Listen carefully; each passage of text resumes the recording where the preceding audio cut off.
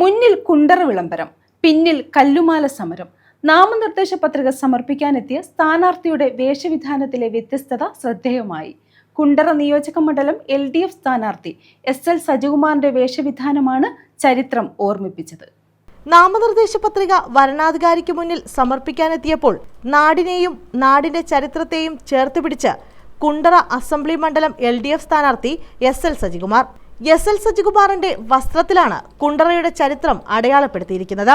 1915 അയ്യൻകാളിയുടെ നേതൃത്വത്തിൽ കൊല്ലം പെരിനാട്ടിൽ നടന്ന ജാതിവിരുദ്ധ സമരമായ കല്ലുമാല സമരം, വെളുത്തമ്പിതളവ കൊല്ലത്തെ കുണ്ടറയിൽ വെച്ച് 1809 ജനുവരി 11 നടത്തിയ കുണ്ടറ വിളംബരം എന്നിവയുടെ പ്രതീകാത്മക പെയിന്റിംഗ് ആണ് ഷട്ടിൽ ആലേഖനം ചെയ്തിരിക്കുന്നത്. 4 മണിക്കൂർ സമയമെടുത്ത് വെള്ളിമൺ ഫാഷൻ ടെക്നോളജിയിലെ 4ാം വർഷ വിദ്യാർത്ഥിയായ നിരഞ്ജനാണ് ഇളം മെറൂൺ നിറത്തിലുള്ള ഷട്ടിൽ ഫാബ്രിക് പെയിന്റിംഗിൽ ചിത്രങ്ങൾ പൂർത്തിയാക്കിയത്.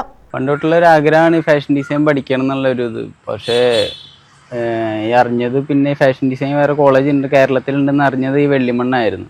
ഈ 4 വർഷത്തിൻ്റെ ഇടയിൽ കൂടുതലായിട്ട് കണ്ടുവരുന്ന ഒരു പേരാണ് സജികുമാർ സാറ്. ആള് ഈ കോളേജിന് വേണ്ടി ഏറ്റവും കൂടുതൽ മുൻകൈ എടുത്തതും സാർ തന്നെയാണ്.